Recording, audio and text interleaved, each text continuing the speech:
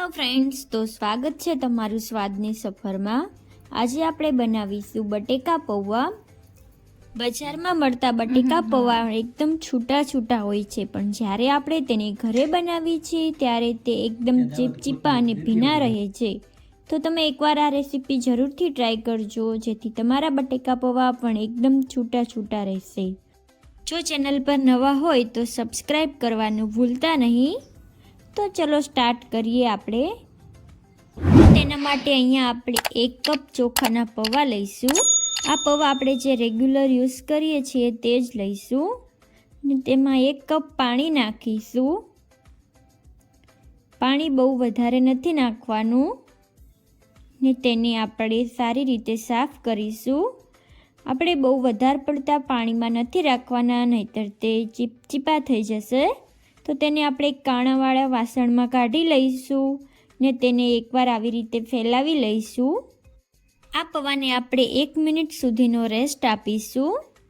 ત્યારબાદ તેમાં 1/4 ટીસ્પૂન જેટલી હળદર નાખીશું અને તેને મિક્સ કરીશું। આ સમયે હળદર નાખવાથી હળદર સારી રીતે મિક્સ થઈ જાય છે પૌવા સાથે ને તેને પણ આપણે ફેલાવી લઈશું।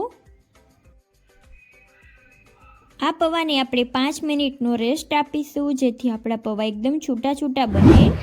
તો હવે એક પેનમાં 2 ચમચી જેટલું તેલ લઈશું। તેલ ગરમ થાય એટલે 2 ચમચી સિંગદાણા નાખીશું। સિંગદાણાનો ગોલ્ડન બ્રાઉન કલર થાય ત્યાં સુધી તેને આપણે ફ્રાય કરીશું। જો તમને મારા વિડીયોઝ જોવા ગમતા હોય તો વિડીયોને લાઈક કરો અને શેર કરો અને ચેનલને સબસ્ક્રાઈબ કરવાનું ભૂલતા નહીં। તો 3 મિનિટ જેવું થઈ ગયું છે અને સિંગદાણા સારી રીતે તળાઈ ગયા છે, તો તેને આપણે કાઢી લઈશું। હવે તે જ પેનમાં 1/4 ટીસ્પૂન જેટલી રાઈ નાખીશું। રાઈ સારી રીતે કકડી જાય ત્યારબાદ તેમાં આપણે 8 થી 10 લીમડાના પાન નાખીશું। લીમડો ફ્રાય થઈ જાય ત્યારબાદ તેમાં આપણે એક ઝીણું સમારેલું મરચું નાખીશું। જો તમે બાળકો માટે બનાવતા હોય તો આ મરચું તમે સ્કીપ પણ કરી શકો છો। ત્યારબાદ તેમાં 1 નંગ ઝીણી સમારેલી ડુંગળી નાખીશું। 1 નંગ ઝીણું સમારેલું બટેકું નાખીશું। આ બટેકાને એકદમ ઝીણું સમારવાનું છે, જેથી તે સારી રીતે કૂક થઈ જાય। ત્યારબાદ તેમાં 1/4 ટીસ્પૂન જેટલી હળદર નાખીશું। હળદર આપણે ઓછી નાખવાની છે, કારણ કે આપણે પૌવામાં ઓલરેડી નાખેલી જ છે। ત્યારબાદ તેમાં આપણે સ્વાદ પ્રમાણે મીઠું નાખીશું।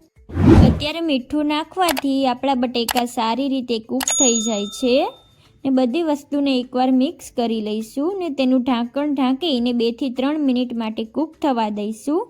તેને વચ્ચે આપણે મિક્સ કરતા રહીશું, જેથી તે તળિયે ચોંટી ન જાય। તો 3 મિનિટ થઈ ગઈ છે અને આપણા બટેકા સારી રીતે કૂક થઈ ગયા છે અને એકદમ સોફ્ટ એવા થઈ ગયા છે। તો તેમાં આપણે હવે પૌવા નાખીશું ને 1 ચમચી જેટલું લાલ મરચું પાવડર નાખીશું। આ મરચું પાવડર તમે તમારા અકોર્ડિંગ વધુ ઓછું કરી શકો છો અને જો તમારે સ્કીપ કરવું હોય તો પણ કરી શકો છો। ત્યારબાદ આપણે તળીને રાખ્યા હતા તે સિંગદાણા નાખીશું। 1 ચમચી ખાંડ નાખીશું।